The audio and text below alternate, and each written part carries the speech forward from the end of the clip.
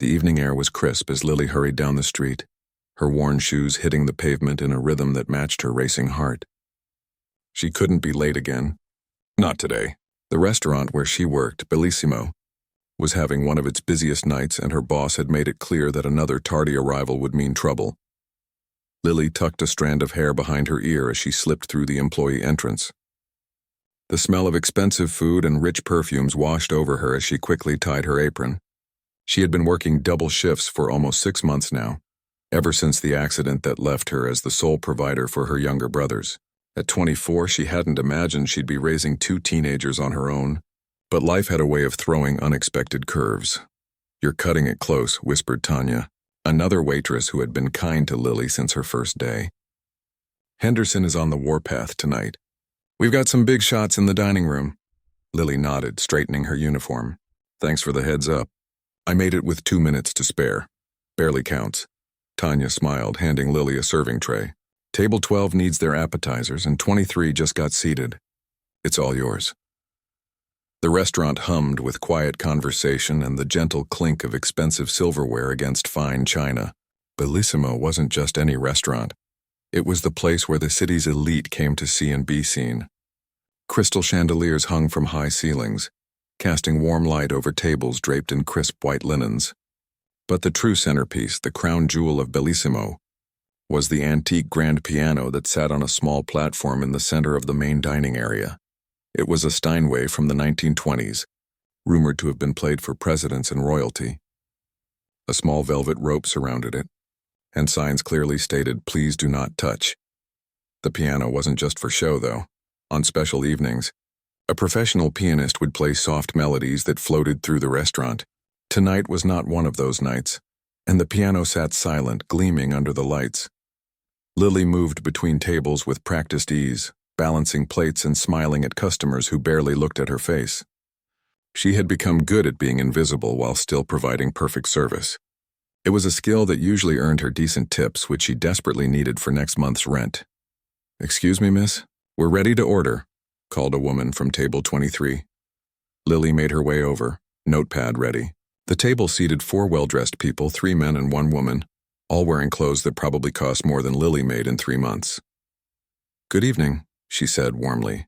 "Are you ready to order, or do you have any questions about our menu?" As she took their orders, Lily couldn't help but notice how one of the men kept checking his watch. He wore a suit that screamed custom-made with cufflinks that caught the light every time he moved his hands. His gray hair was perfectly styled, and a heavy gold watch adorned his wrist. Everything about him said money and power. "And we'll need another bottle of the Chateau Margaux," he said without looking at her. "The 1982, not the 1986 they brought earlier." "Yes, sir." "Right away," Lily replied, making a note. Wine that expensive usually meant big spenders, which could mean better tips. She allowed herself a moment of hope. Maybe tonight would be the night she could finally start putting a little aside for Ben's college fund. As she turned to place their orders, she heard a stir at the front of the restaurant. The maître d' was rushing to greet someone, his usual composed demeanor replaced with something close to nervous excitement. "Mr. Harrington, what an unexpected pleasure. We weren't aware you would be joining us tonight." The name sent a ripple through the restaurant. Even Lily, who didn't follow business news, knew that name. Richard Harrington was one of the richest men in the country, a tech investor turned billionaire whose face occasionally appeared on magazine covers and news programs. He was known for being ruthless in business and flashy with his wealth. Harrington waved off the maitre d's fussing. "Last-minute decision. My usual table better be available." "Of course, Mr. Harrington. Always reserved, just in case. Right this way." Lily watched as the billionaire was led to the best table in the house, one with a clear view of both the piano and the entire restaurant. 2 men in dark suits, clearly bodyguards, took positions nearby but not at the table itself. Harrington sat alone, immediately pulling out his phone and barking something into it before the maitre d' could even finish pulling out his chair. "All hands on deck. Henderson, the floor manager, whispered urgently as he passed by the service station. Harrington is a VIP beyond VIPs. Nothing, and I mean nothing, can go wrong tonight." The kitchen became a flurry of activity. The head chef personally inspected every dish heading to Harrington's table, even though he hadn't ordered yet. The sommelier brought out their finest wines for his consideration. Meanwhile, Lily continued serving her tables, including the four well-dressed customers who now seemed interested in getting a look at the famous billionaire. "Is that really Richard Harrington?" One of them whispered loudly enough for Lily to hear as she refilled their water glasses. "In the flesh," another replied. "I heard he just closed that deal with Microtech. Must be celebrating." The next hour passed in a blur of activity. Lily moved efficiently between her tables, careful to provide perfect service while staying out of Henderson's way as he hovered near Harrington's table. The billionaire had ordered, eaten half his meal, taken 3 phone calls, and berated the sommelier over the temperature of his wine. As Lily approached table 23 with their main courses balanced carefully on her tray, she noticed one of the men, the one with the expensive watch, staring at Harrington with unmistakable interest. "Isn't that your chance?" the woman at the table said to him quietly. "You've been trying to get a meeting with him for months." The man nodded, his expression calculating. "Perfect timing." "Excuse me," he said to his companions, standing up just as Lily arrived with their food. What happened next seemed to unfold in slow motion. The man stepped back without looking directly into Lily's path. She tried to sidestep him, but her tray was heavy and the man's elbow caught its edge. Lily felt her balance waver, the tray tipping dangerously. She twisted her body, desperately trying to save the expensive dishes from crashing to the floor. Her hip bumped against something solid, the velvet rope surrounding the piano. It gave way easily and Lily found herself falling backward. Instinctively, her free hand reached out to steady herself. Her fingers pressed against smooth, polished wood, the side of the antique Steinway. The touch lasted less than a second. Lily managed to right herself in the tray, saving the food by some miracle. Relief washed over her until she realized where her hand had been. She had touched the piano, the untouchable centerpiece of Bellissimo. Her eyes darted around. Had anyone noticed? For a brief, hopeful moment, she thought she might have escaped attention. Then she saw him. Richard Harrington was staring directly at her, his phone conversation forgotten, his face darkening like a gathering storm. "You," his voice cut through the restaurant's gentle murmur, silencing every conversation in an instant. "What do you think you're doing?" Lily froze, the tray still in her hands as the billionaire rose from his seat. The restaurant had gone completely quiet. Even the kitchen staff had paused in their work, peering through the service doors.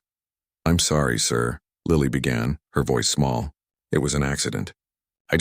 Do you have any idea what you just touched?" Harrington's voice had risen to a shout now. He moved toward her with deliberate steps, each one echoing in the silent restaurant. "That piano is a priceless antique. Do you know how much it's worth?" Lily stood still, feeling the weight of every eye in the restaurant on her. The food on her tray suddenly seemed impossibly heavy. "More than you'll earn in your entire pathetic lifetime," Harrington continued, now standing directly in front of her. "People like you shouldn't even be allowed near such treasures. You probably don't even know what a Steinway is." Heat rushed to Lily's cheeks as humiliation washed over her. She wanted to disappear, to sink through the floor. But she needed this job. Needed it desperately. "I'm very sorry, sir," she managed to say, her voice steadier than she felt. "It won't happen again." "You're right, it won't," Harrington sneered. "Where's the manager? I want this person fired immediately." Henderson appeared as if summoned by magic, his face pale. "Mr. Harrington, please accept our deepest apologies for this unfortunate incident." "Unfortunate?" "It's incompetence." Harrington gestured wildly at Lily. "How do you hire people who can't even follow basic instructions? There are signs everywhere." As Henderson stammered apologies, Lily stood frozen in place, still holding the tray of food that no one was interested in anymore. The customers at table 23 looked uncomfortable, the man whose movement had caused the accident now staring at his expensive shoes. "I want her gone," Harrington demanded. "Now. Or I take my business elsewhere permanently." The silence in the restaurant was deafening. Lily could hear her own heartbeat pounding in her ears. This job was everything. Rent, food for her brothers, the medication Ben needed. She couldn't lose it. Not like this. Then from the corner of the restaurant, a chair scraped against the floor as someone stood up. Every head turned toward the sound. An elderly man with white hair and weathered hands had risen from his table. He was dressed simply but neatly, not fitting in with Bellissimo's usual clientele. He looked directly at Harrington, then at Lily, and took a step forward. The restaurant remained completely silent as he approached. The elderly man took another careful step forward. He moved slowly, with the deliberate pace of someone who had seen enough of life to know when to hurry and when to take his time. This clearly was a moment for the latter. "Excuse me," he said, his voice surprisingly strong despite his age. "I couldn't help but overhear this situation." Harrington turned toward him with obvious irritation. "This doesn't concern you, old man. This is between me and the management of this establishment." The elderly gentleman smiled slightly, unruffled by the billionaire's dismissive tone. "I believe it does concern me, more than you might imagine." Lily stood frozen, still clutching her tray, caught between the urge to disappear and a strange curiosity about this unexpected interruption. Henderson, the floor manager, looked equally confused, his eyes darting between Harrington and the old man. "My name is Thomas Wells," the elderly man said, addressing the room as much as Harrington. "And I know something about that piano that perhaps even the owner of this fine restaurant doesn't." A murmur rippled through the dining room. The customers, who moments before had been watching Lily's humiliation with uncomfortable fascination, now turned their attention to this new development. "What could you possibly know about this instrument?" Harrington scoffed, gesturing toward the gleaming Steinway. "It's a rare 1923 Model D, one of only a handful made with this particular rosewood finish. It's worth over $2 million. Thomas Wells nodded patiently. "Yes, it is a 1923 Model D. But if you look closely at the left side of the case near the bass strings, you'll find a small mark that looks like a crescent moon. It was put there by the craftsman who restored the soundboard in 1947, a man named Frederick Holtzman." Harrington's expression faltered slightly. His eyes narrowed as he glanced toward the piano, then back at the old man. "How could you possibly—" "Because," Thomas Wells continued, his voice steady, "Frederick Holtzman was my uncle, and this piano once belonged to my family." The silence in the restaurant deepened. Even the kitchen staff had emerged to listen, standing in a small cluster by the service doors. "May I?" Thomas asked, gesturing toward the piano. Before anyone could object, he stepped past the velvet rope, the same boundary that had been Lily's downfall, and approached the instrument. With gentle fingers, he lifted the lid that covered the keys, then moved to the side of the piano. Everyone watched as he ran his hand along the gleaming wood, stopping at a spot not visible from the dining area. "Here," he said softly. "The crescent moon, Uncle Frederick's signature." Henderson hurried over, peering at the spot Thomas indicated. His eyes widened. "It's there," he confirmed, sounding astonished. A small crescent shape, just as he said. Harrington's face had lost some of its redness, but his posture remained rigid. "That doesn't prove anything. You could have seen it before or heard about it from someone else." Thomas smiled again, this time with a touch of sadness. "The serial number is 217643, and inside, if you remove the action, you'll find my grandfather's name written in pencil on the frame. Anton Wells, 1924.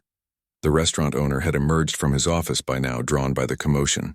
He exchanged whispers with Henderson before addressing Thomas. "Sir, this piano has been with our restaurant for 15 years.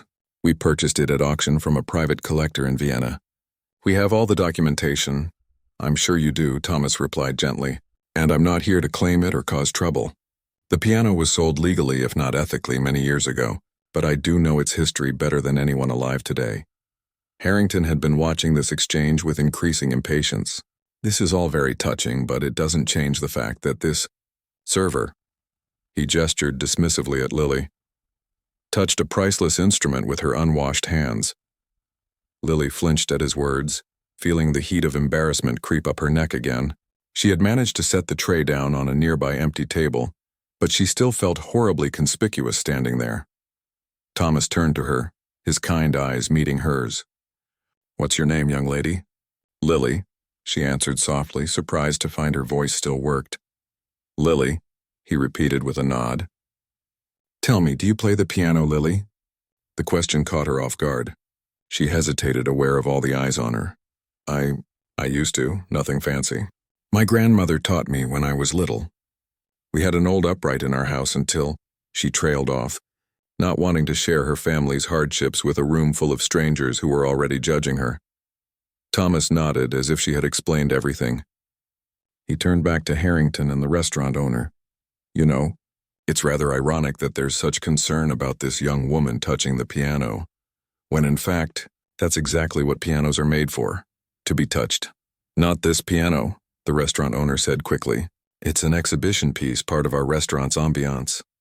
A piano that isn't played, Thomas said quietly, is just furniture. Expensive furniture, yes, but still just an object taking up space. He looked around the room, meeting the eyes of various diners. Did you know that Steinway pianos are designed to be played for at least 100 years? Their value isn't just in their rarity or their price tag, it's in the music they can produce. Harrington made a dismissive noise. That's a lovely sentiment, but it doesn't change the fact that rules were broken. There are signs clearly stating not to touch the piano. Rules, yes, Thomas acknowledged. But sometimes, Mr. Harrington, life presents us with moments that matter more than rules. He turned to the restaurant owner. Would you allow me to play something? Just one piece. I promise it won't damage your investment.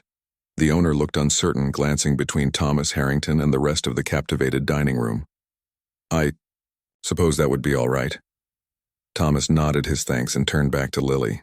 And perhaps afterward Lily might play something too, to demonstrate that her touch isn't as harmful as some might believe. Lily's eyes widened.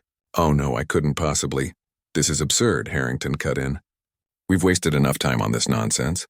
Are you going to fire this incompetent server or not? The restaurant fell silent again.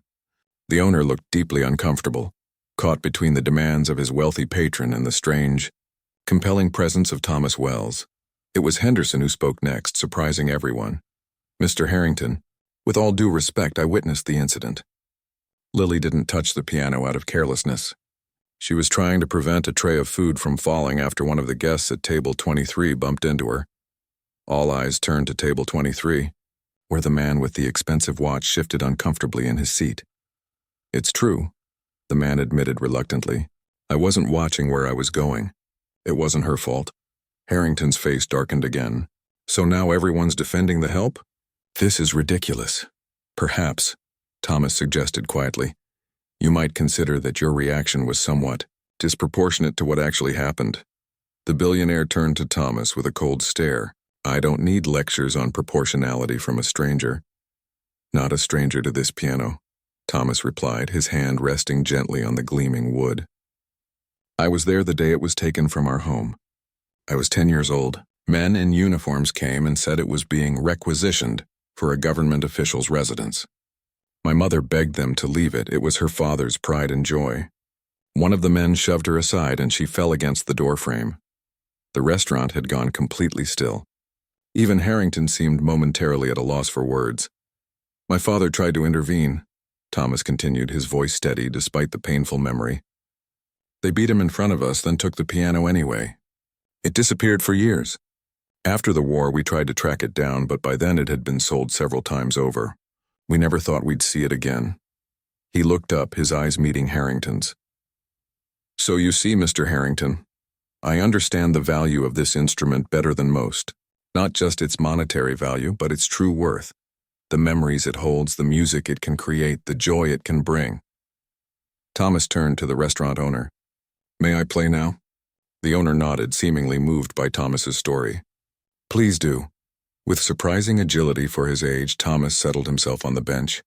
He paused for a moment, his hands hovering over the keys, then began to play. The first notes filled the restaurant, and it was immediately clear that this was no amateur performance. Thomas's fingers moved with practiced precision, drawing forth a melody that seemed to speak directly to the heart. It was a piece filled with both sorrow and hope, complex yet somehow accessible to everyone listening. Lily found herself holding her breath. The music washed over her, making her forget for a moment the humiliation she had just endured.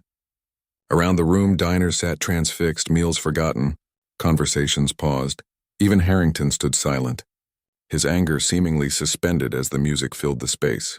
When Thomas finished, the final notes hanging in the air like a question, the restaurant remained quiet for several heartbeats. Then, spontaneously, applause broke out, hesitant at first, then growing in enthusiasm until the room rang with it. Thomas acknowledged the applause with a small nod, then turned on the bench to face Lily. Your turn, he said gently, patting the space beside him. Lily stared at Thomas, her heart pounding in her chest. The entire restaurant was watching her, including Harrington, whose stern expression had softened only slightly after Thomas's moving performance. The thought of playing in front of all these people made her palms sweat. "I really shouldn't," she whispered to Thomas. "I haven't played in years." "Music isn't something you forget," Thomas replied with a gentle smile. "It stays with you like riding a bicycle or swimming. Your fingers remember." Lily glanced nervously at Henderson, who was standing nearby. "I'm still on shift." "I can't just take a moment," Henderson said, surprising her. His eyes darted to Harrington and back to her. "Consider it. A special request from a guest." The restaurant owner nodded his agreement, though he looked uncertain about how this unusual situation would resolve. With trembling legs, Lily made her way to the piano bench. Thomas shifted to make room for her, his presence somehow reassuring despite their having just met. She sat beside him, acutely aware of the expensive clothes and judgmental stares surrounding her. "What should I play?" she asked quietly. "I don't know anything fancy." "Play what's in your heart," Thomas answered. "Something that means something to you." Lily took a deep breath and placed her hands on the keys. The ivory felt cool and smooth beneath her fingertips, so different from the second-hand keyboard she had practiced on as a child. She closed her eyes for a moment, trying to remember the piece her grandmother had taught her, the one she had played at her small recital when she was 12. Her fingers began to move, hesitantly at first, finding the notes of a simple folk melody. It wasn't complex or technically impressive, nothing like what Thomas had played. But as she continued, her confidence grew. The melody flowed more naturally, and she remembered the little embellishments her grandmother had shown her. The ways to make the simple tune sing as she played. Her mind drifted to evenings in their old house, before the accident, before everything changed. Her grandmother sitting beside her on their worn piano bench, gently correcting her hand position, praising her progress. The memory brought both pain and comfort, and somehow that emotion found its way into the music. When she finished, Lily opened her eyes, suddenly remembering where she was. The restaurant remained silent. She felt her cheeks burn, certain she had embarrassed herself in front of everyone. Then Thomas placed a hand on her shoulder. "Beautiful," he said softly. "Your grandmother taught you well." "How did you know it was my grandmother?" Lily asked, surprised. Thomas smiled. "I could hear it in your playing. The way you approach those grace notes, that's old-school teaching. Not something you'd learn from YouTube tutorials." A smattering of applause broke out across the restaurant, nowhere near as enthusiastic as what Thomas had received, but genuine nonetheless. Lily felt a strange mixture of pride and embarrassment wash over her. "You play with feeling," Thomas continued. "That's something that can't be taught. You either have it or you don't." From across the room, Harrington cleared his throat loudly. "Very touching," he said, his tone suggesting it was anything but. "Now that we've had our little concert, can we get back to the matter at hand?" Thomas turned to face him. "And what matter is that exactly?" "The fact that rules were broken," Harrington insisted, though his voice carried less conviction than before. "This restaurant has standards to maintain." "Indeed it does," Thomas agreed, rising slowly from the bench. "Standards of excellence, hospitality, and perhaps most importantly, humanity." He walked toward Harrington, stopping a few feet away from the billionaire. "Tell me, Mr. Harrington, do you play any musical instruments?" Harrington looked taken aback by the question. "I don't see how that's relevant." "I'm just curious," Thomas replied. "Music has a way of connecting us to our deeper selves, to emotions we might otherwise keep locked away. It can be quite revealing." The billionaire's jaw tightened. "I took piano lessons as a boy. My parents insisted. I hated every minute of it." "Ah." Thomas nodded as if this explained something important. "And when was the last time you played?" 30 years ago, at least." "It was a waste of time." Thomas tilted his head slightly. "A waste of time? To learn to create beauty? To express feelings that words cannot capture? I find that sad, Mr. Harrington." Harrington's face flushed again. "I don't need to be psychoanalyzed by a stranger. My time is valuable, and I use it to create actual value in the world. Jobs, innovations, wealth. All important things," Thomas acknowledged. "But there are many forms of value, aren't there? Not all of them can be measured in dollars." During this exchange, Lily had remained seated at the piano, unsure whether to return to her duties or wait for some kind of dismissal. She watched as Thomas and Harrington faced off.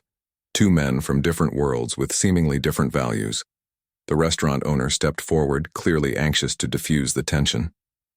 "Mr. Harrington, please accept our apologies for any inconvenience this situation has caused. Your meal is, of course, on the house tonight." Harrington waved away the offer. "I don't need free food. What I expect is a certain standard of service and respect for valuable property." "And yet," Thomas said quietly, "it seems you have less respect for the people who serve you than for inanimate objects, no matter how valuable they may be." A murmur rippled through the restaurant. Several diners exchanged glances, clearly uncomfortable with the confrontation unfolding before them. At table 23, the man who had bumped into Lily shifted in his seat. Looking guilty, "You don't know anything about me," Harrington said, his voice dangerously low. "I know what I've seen tonight," Thomas replied evenly. "A man of great wealth and influence using his power to try to destroy someone's livelihood over an accident that caused no harm." Lily stood up from the piano bench, finding a courage she didn't know she possessed. "It's okay, really," she said, addressing both men.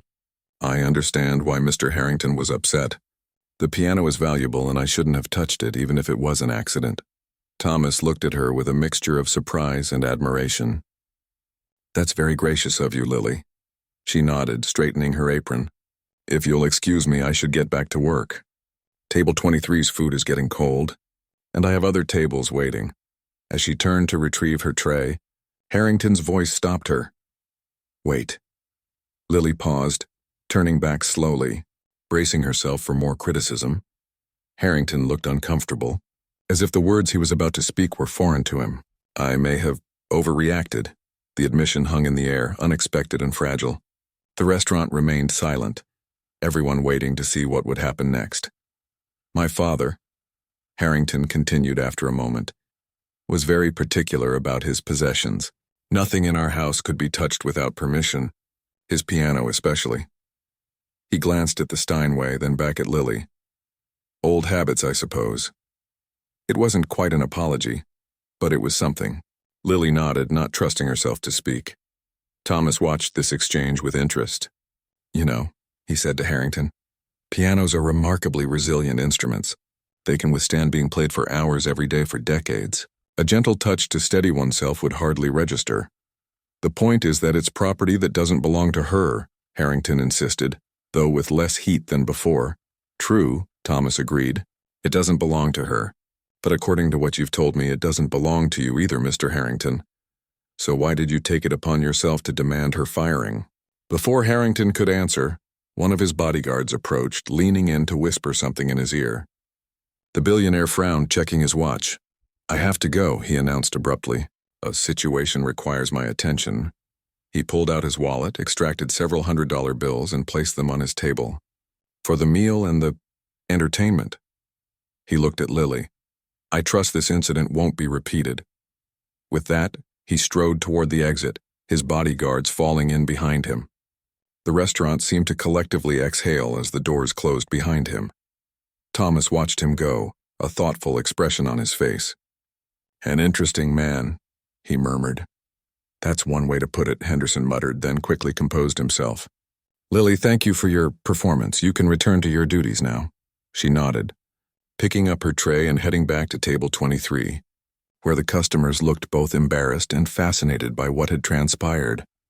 "I apologize for the delay with your meal," she said professionally, beginning to serve their now lukewarm food.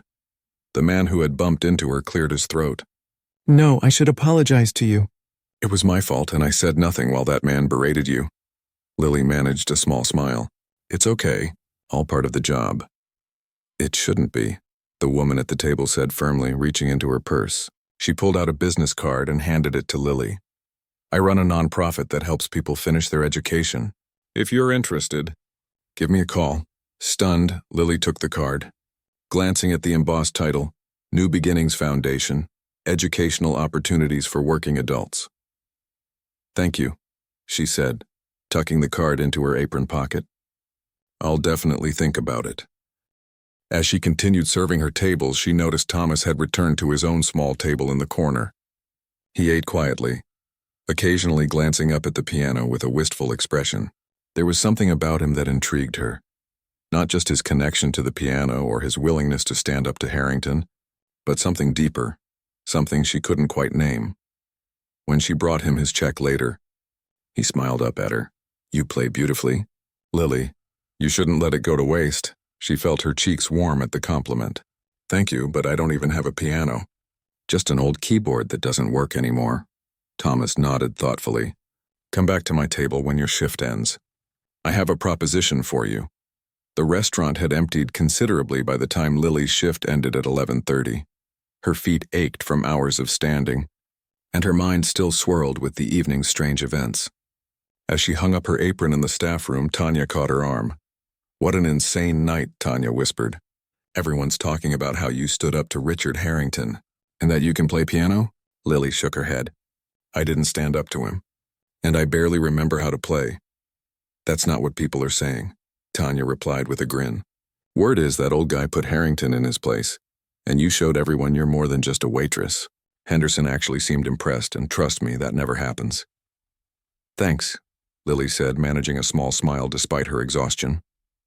"But right now I'm just hoping I still have a job tomorrow." "Of course you do. Harrington left, didn't he? Without getting you fired." Tanya glanced toward the dining room. "That old man is still out there, you know. He's been nursing the same cup of tea for the last hour." Lily nodded. "He asked me to talk to him after my shift." Tanya raised her eyebrows suggestively. "It's not like that," Lily protested. "He's at least 75. Just teasing. But seriously, be careful, okay? Even nice old guys can have weird motives. I'll be fine. The staff is still here, and the kitchen won't close for another half hour." Lily made her way back to the dining area. The restaurant was quiet now, with just a few tables still occupied by lingering diners enjoying final drinks or desserts. Thomas sat alone at his corner table, gazing thoughtfully at the piano across the room. When he spotted her approaching, he straightened and offered a warm smile. "Ah, Lily, please join me." He gestured to the chair across from him. She sat down, suddenly feeling awkward. Without her apron and order pad, she wasn't sure how to act or what to say. "Would you like some tea?" Thomas asked, pointing to the pot on the table. "It's still warm." "No, thank you." She folded her hands in her lap, then unfolded them, then folded them again. "You said you had a proposition for me?" Thomas studied her for a moment before speaking. "Tell me, if you don't mind, what happened to your grandmother, the one who taught you to play?" The question caught Lily off guard. "She passed away 5 years ago. Heart attack. I'm sorry to hear that. She taught you well. She wanted me to keep playing, maybe even study music in college." Lily shrugged, looking down at her hands. "Life had other plans." "Life often does," Thomas agreed. "But sometimes it circles back in unexpected ways." He took a sip of his tea, then set the cup down deliberately. "I used to be a piano teacher, you know, for over 40 years at the community college downtown." "Is that how you recognize this piano?" He shook his head. "No, I recognized it because it was in my family's living room until I was 10 years old." "But that's ancient history now." Thomas leaned forward slightly. "Lily, I heard what that woman at table 23 said to you about her educational foundation." "Oh, that." Lily pulled the business card from her pocket, turning it over in her fingers. "It was nice of her, but I don't have time for school. I work double shifts most days, and when I'm home, I'm looking after my brothers." "Your brothers?" Lily hesitated, unsure why she was sharing personal details with this stranger. But something about Thomas made her feel she could trust him. "My parents died in a car accident last year. I'm all my brothers have left. Dean is 17 and Ben is 14. She tucked the card back into her pocket. "Maybe someday I'll go back to school, but right now they need me." Thomas nodded, his eyes kind but not pitying, something Lily appreciated. "That's a heavy responsibility for someone so young. Your parents would be proud." "I hope so," she said quietly. "I'm just doing my best." "Which brings me to my proposition," Thomas said, straightening in his chair. "I'm starting a small music program at the community center in Oakwood. Nothing fancy, just basic piano lessons for people who can't afford private instruction.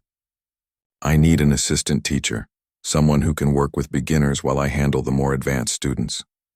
Lily stared at him. "But I'm not qualified. You have natural talent and a good ear." Thomas interrupted gently.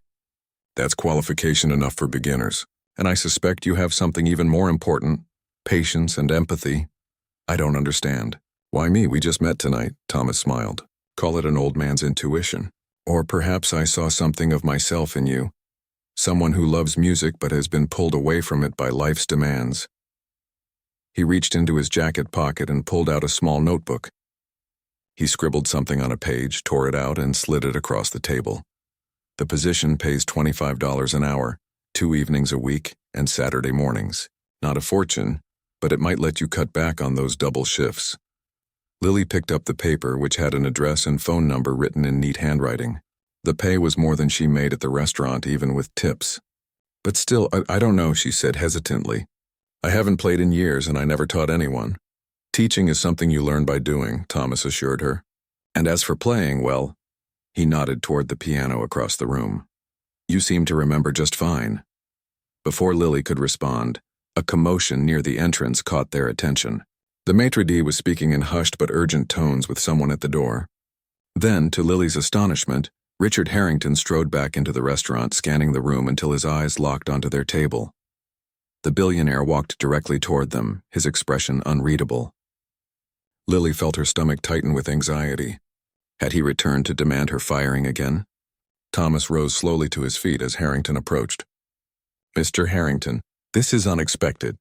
Sit down, please, Harrington said, his tone surprisingly subdued. Both of you. He pulled out a chair and joined them at the small table, an action so unexpected that Lily found herself speechless. For a moment, no one spoke. Harrington straightened his already perfect tie, seeming uncharacteristically uncomfortable. I owe you an apology, he finally said, looking directly at Lily. My behavior earlier was inappropriate. Lily blinked in surprise. Thank you, but it's really not. Please, Harrington held up a hand to stop her. Let me finish. I've spent the last 2 hours in a board meeting where I fired a man for speaking rudely to his administrative assistant. And the whole time, all I could think about was the irony of my position after how I behaved here tonight. He turned to Thomas. Your words made me uncomfortable, Mr. Wells.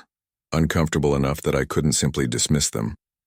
Thomas nodded but remained silent, waiting for Harrington to continue. You were right, the billionaire admitted, the words sounding as if they cost him something to say. I value things more than people. It's a character flaw I've been made aware of before.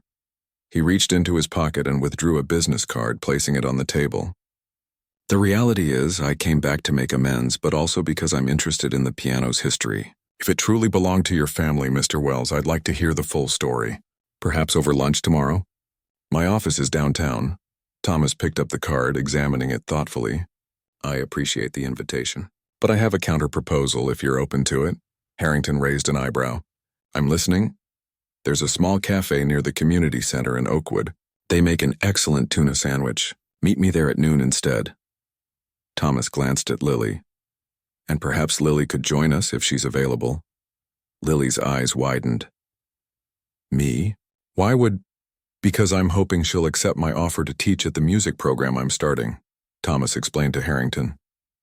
And I have a feeling the three of us might have more to discuss than just the history of one piano. Harrington studied Thomas for a long moment, then looked at Lily. Something in his expression had changed since their first encounter. A hardness had softened, if only slightly. Oakwood is quite a distance from my office, he said finally, but I suppose my driver won't mind the trip. He turned to Lily. Will you join us, Miss Wilson, she supplied. Lily Wilson, and I have a lunch shift tomorrow. I'm sure your manager would grant you a couple of hours off, Harrington said, a hint of his earlier commanding tone returning, especially if I were to request it personally. Despite herself, Lily found a small smile forming. That might help. Harrington nodded, then rose from his chair. Tomorrow at noon, then. The address? Thomas wrote it down and handed it to him. Harrington pocketed the paper, gave them both a curt nod, and walked away. When he was gone, Lily released a breath she hadn't realized she was holding. Did that really just happen? Thomas chuckled. Life is full of surprises, isn't it? Why did you invite me to lunch with you two? And why are you so interested in having me teach at your music program? You barely know me. Thomas's expression grew more serious. Because I've spent my life recognizing talent, Lily. Both musical talent and something more important, character. You have both. He paused, looking toward the piano. And because I think there's something larger at work here. Call it fate or coincidence or whatever you like. But our paths crossed tonight for a reason. Lily wasn't sure she believed in fate, but she had to admit that tonight had been unlike any other in her life. I should get home, she said, gathering her purse. My brothers will be wondering where I am. Thomas nodded. Think about my offer. No pressure, but I believe you'd be excellent. As they walked toward the exit together, Lily found herself glancing back at the piano, the instrument that had nearly cost her her job but might now be opening an unexpected door. I will, she promised. And I'll see you tomorrow. For lunch, Thomas smiled. I'm looking forward to it. I have a feeling tomorrow might be the beginning of something important. For all three of us. The cafe in Oakwood was nothing like Bellissimo. Small and homey, with mismatched furniture and local artwork on the walls, it felt welcoming in a way that fancy restaurants rarely achieved. Lily arrived 5 minutes before noon, her hair still damp from rushing to shower after her morning shift. She spotted Thomas already seated by the window, reading a newspaper. You made it, he said warmly as she approached. How was work this morning? Surprisingly normal, Lily replied, sliding into the chair across from him. A few people asked about last night, but Henderson told everyone to focus on their jobs. Thomas folded his newspaper. And your brothers? Did you tell them about our meeting today? Lily shook her head. They were already asleep when I got home last night, and they left for school before my alarm went off this morning. She fiddled with the paper napkin on the table. I'm not sure what I would have told them anyway. That I'm having lunch with an elderly piano teacher and a billionaire who yelled at me? Sounds made up, Thomas chuckled.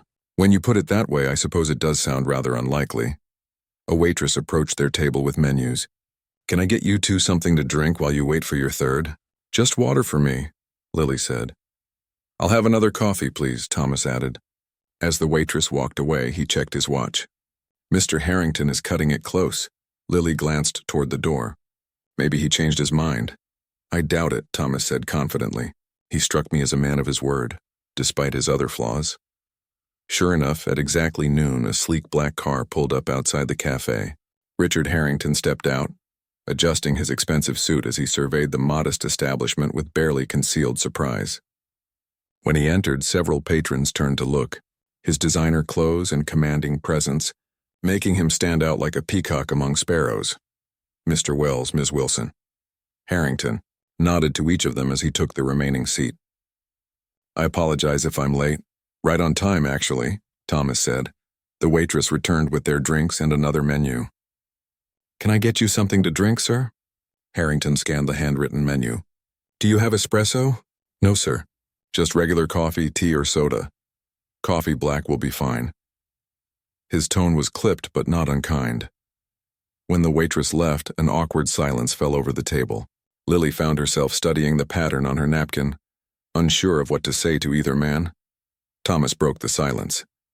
I recommend the tuna sandwich. It's their specialty. I'm sure it's charming, Harrington replied, glancing around the cafe, though I must admit this isn't my usual type of establishment. That's precisely why I suggested it, Thomas said with a smile. New experiences broaden our perspectives. Harrington raised an eyebrow but didn't argue.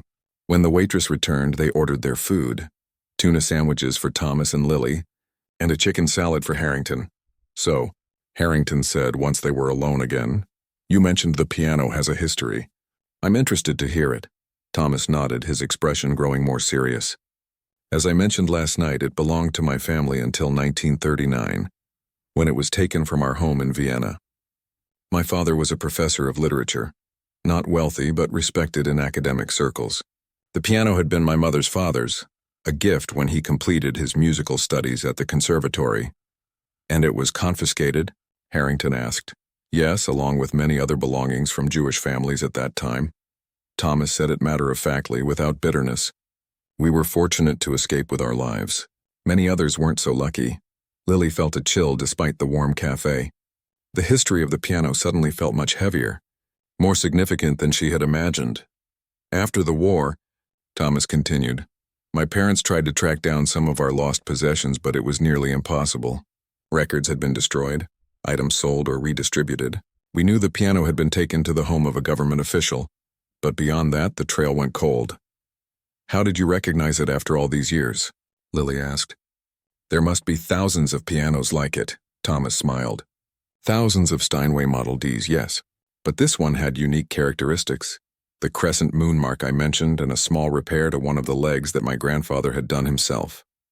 Plus the serial number. I memorized it as a boy, hoping someday I might find it again.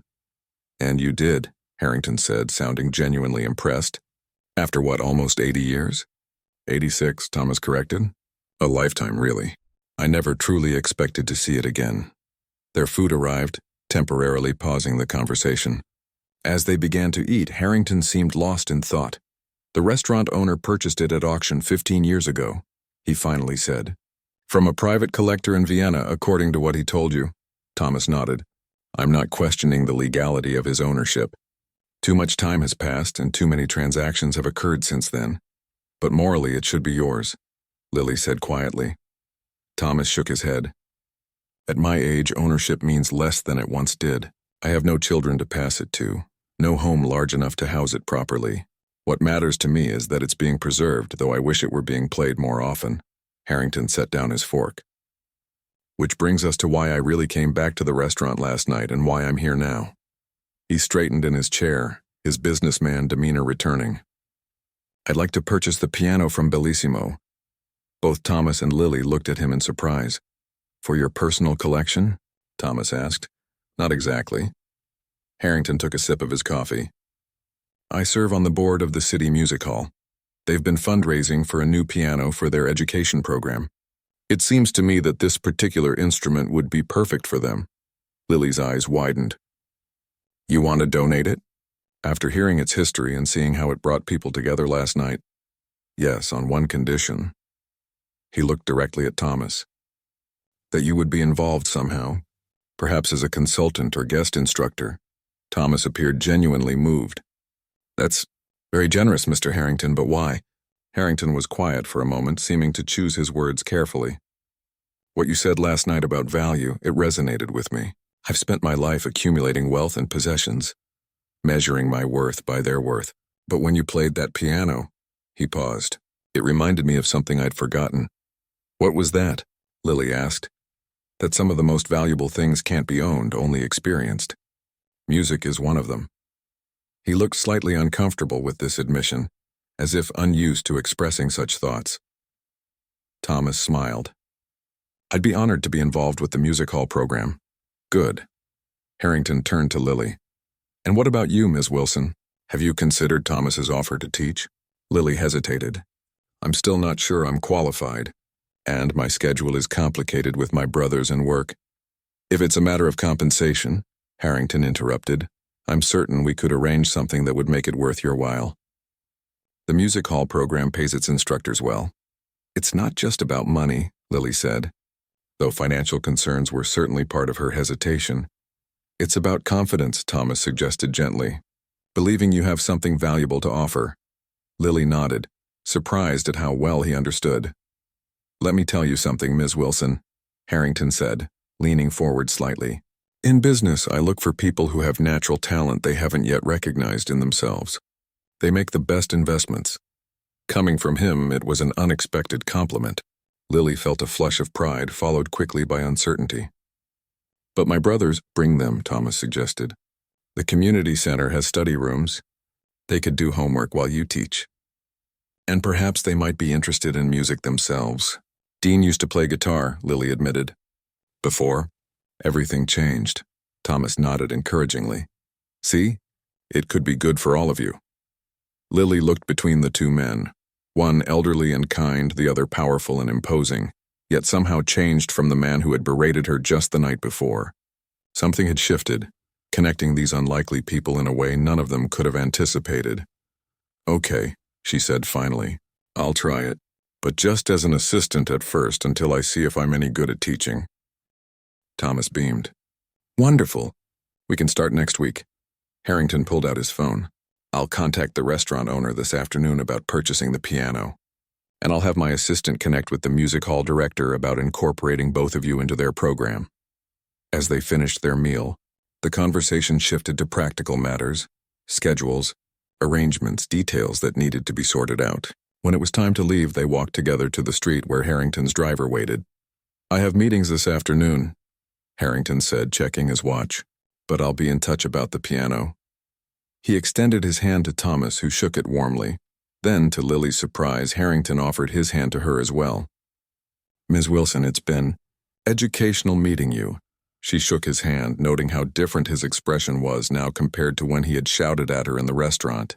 "Likewise, Mr. Harrington." As his car pulled away, Lily turned to Thomas. "Do you think he'll really go through with it? Buying the piano for the music hall?" "Yes," Thomas said confidently. "Something changed in him last night. I've seen it before. When people reconnect with something genuine after living too long in a world of artificial value. It's hard to believe all of this happened because I accidentally touched a piano," Lily mused. Thomas smiled. "Sometimes the smallest moments change everything. A single note can shift an entire piece of music." As they walked together toward the bus stop, Thomas humming softly and Lily thinking about the strange turn her life had taken, she felt something she hadn't experienced in a long time. Hope. Fragile but real, like the first notes of a new song. 6 months later, the Steinway piano sat proudly on the stage of the City Music Hall's education wing, now named the Wells Community Music Program. Twice a week, Thomas taught advanced students there, while Lily worked with beginners in a nearby practice room. Her brothers had indeed joined her, Dean rediscovering his love for guitar, and Ben surprising everyone with his talent for percussion. Richard Harrington attended concerts occasionally, sitting quietly in the back row. He never stayed for the receptions afterward, but he always nodded his approval to Thomas and Lily before leaving. The music hall director reported that his donations had increased substantially, and on quiet afternoons, when the classrooms were empty, Lily would sometimes slip onto the bench of the Steinway and play the simple folk tune her grandmother had taught her. With each passing month, she added new embellishments, her confidence growing along with her skill. The piano, with its rich history and unexpected journey, had brought 3 unlikely people together, connecting past and present, wealth and struggle, loss and new beginnings. And in doing so, it had reminded them all of what truly matters in a world too often focused on the price of things rather than their real value.